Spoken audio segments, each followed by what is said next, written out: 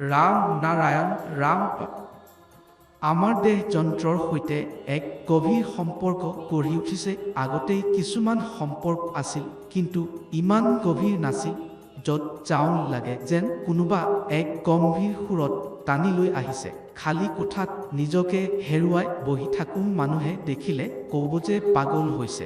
তুমি কছা ই বাজি আছে, প্ৰতিবাৰ বেলেগ বেলেগকৈ বাজিছে।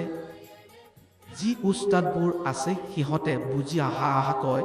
আধুনিক গায়কবোৰ গাই সুৰত সোমাই পৰে। তেতিয়া এই ঠাইৰ সুৰটো অসুৰীয়া যেন লাগে। যেতিয়া গান গাই ঠিক তাল নিদিলে গৰ্জনা কৰে, মূৰটো বিভ্ৰান্ত হৈ পৰে।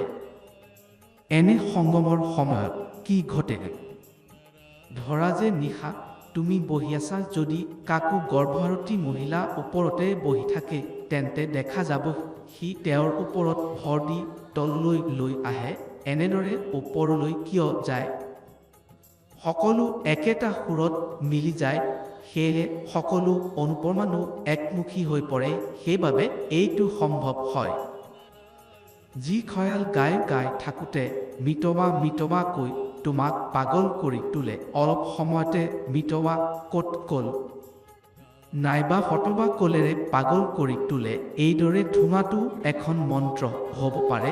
উস্তাদে কিমান ধৰণে ভাবি থাকে, ক'তকৈ জানা ফেক্টৰীজাল। মই কি ক'ম, ক'ত আহি উপস্থিত হৈছা? প্ৰতিটো ঠাইত গায়কৰ ঘৰানা থাকে। ইয়াৰ গায়কসকলে যেতিয়া সাজু হয়, তেতিয়া ভাব হয় কি ধৰণে গোৱা হ'বই, কেনেকৈ সম্ভৱ হ'ল।